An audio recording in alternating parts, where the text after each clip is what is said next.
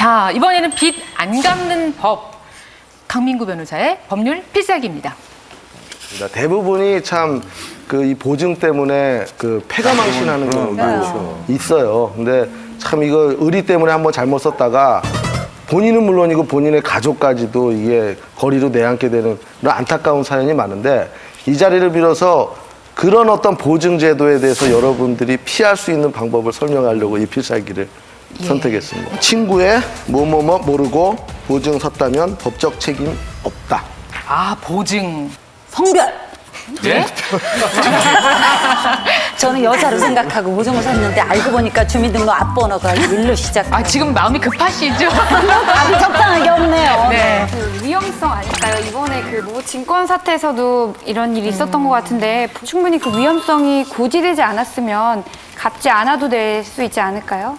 조금 부연하면 플러스에서 친구의 재산 상태를 모르고 보증했다는 법적 책임이 없다 아닐까요? 약간 예. 거기다가 건강. 예? 건강을 모르고 있으면 아니 이제 뭐 시한부인 인간인 줄 몰랐잖아. 근데 보니까 꼬지고 나니까 한 6개월 있다가 그냥 암으로 가실 수도 있잖아. 이분 또 드라마를 쓰시네. 건강한가 안 건강한가 이걸 보면서 보증을 써줘야 된다니. 결국은 뭐 다 보면 친구의 모든 것을 알지 못하고 보증을 서면. 예. 자, 그렇다면 과연 답이 있을지. 예. 답이 나왔습니다. 나왔습니까? 예, 예.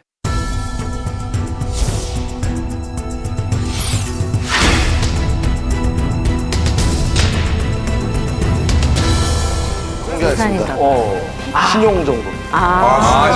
친구의 신용 정보를 모르고 보증 섰다면 법적 책임 없다고요.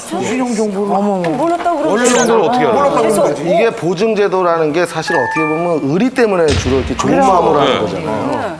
근데 그런 사람들이 이런 너무나 갑자기 뜻하지 않은 피해를 입는 거가 너무 많았기 때문에 2008년도에 이 법이 나왔는데 보증인보호 특별법입니다. 그건 뭐냐면은 보증을 설 때 여러 가지 어떤 제한을 둬갖고 그건 제한에 걸릴 경우에는 보증이 무효가 되거나 아니면 제한을 받습니다. 금액적으로요.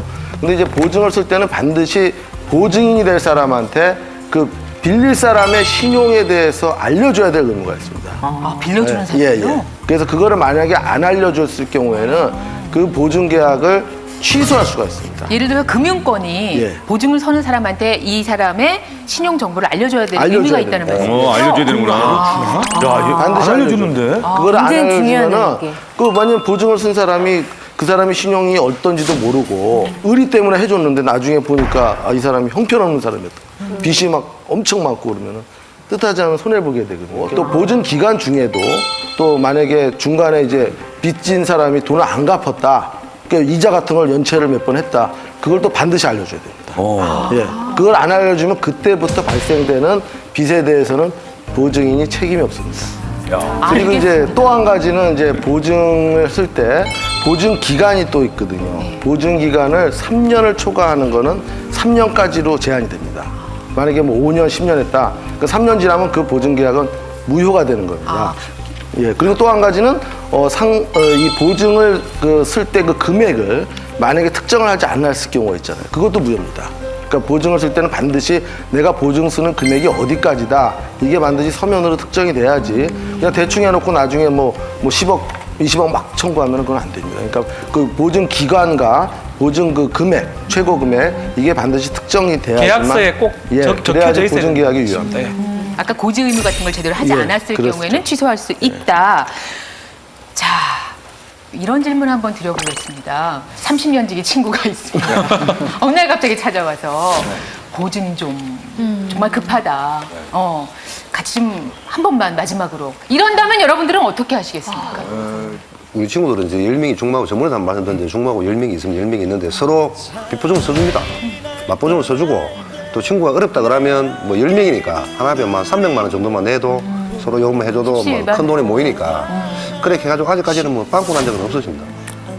아, 예. 아, 좋은 친구 두셨네요. 예, 예. 이러면 다행인데. 저는 실제로 사용하는 방법인데요. 사실 저희 엄마가 너무 큰 돈을 빌려줬다가 못 받은 걸 제가 고스란히 보고 사실 엄마 임종하시기 직전까지도 그걸 자식들한테 그 빚을 그러니까 못 받은 거를 너무 안타까워하셨어요. 왜냐면 그걸로 집을 살 수 있는 정도의 돈이었거든요. 그래서 진짜 누가 큰 돈 빌려달라고 그럴 땐 저는 꼭 그 얘기를 해요. 그러니까 부모님의 억울했던 사연을 얘기하면서 우리 집은 앞으로 대대로 보증은 없다.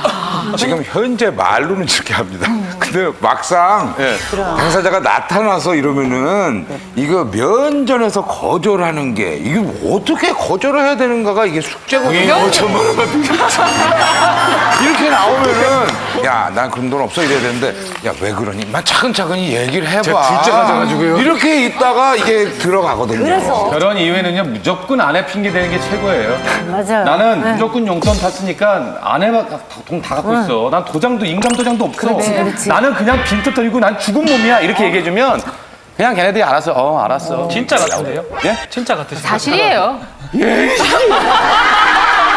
저 아무것도 없죠. 그거를 아예 법적으로 할 수 있는 방법이 있어요. 보통은 이제 보증을 서주려면은 보증을 서주거나 아니면 친구한테 돈을 꺼주려면은 집을 담보 잡혀서 해달라 아니면 집을 물상 보증해달라고 하는 경우가 있는데 이 집 자체를 남편 명의로 할 게 아니라 부부 공동 명의로 하면은 반드시 그 담보 대출 같은 거 받을 경우에는 아내의 동의를 받아야 되거든요. 그렇게 하는 게 좋은 방법이고요. 그리고 친구 간의 보증보다 사실 더 거절하기 힘든 게 뭐냐? 남편이나 부인의 보증을 쓰는 거예요. 남편이 부인한테 보증을 서달라고 하는 경우가 종종 있습니다. 자기가 사업자만 받을 때. 근데 이때 아내분은 신중하게 생각해 보세요. 내가 이 인간하고 끝까지 살겠다. 그럴 경우에는 보증을 서주는데 혹시나 헤어질 수도 있다고 할 경우에는 절대 보증을 서주시면 안 됩니다. 왜냐하면 보증을 서주시고 만에 하나 이혼을 하게 되면은 그 빚을 남편이 안 갚으면 아내가 갚아야 되는 경우가 있기 왜 때문에. 이혼 안 나오나 했다.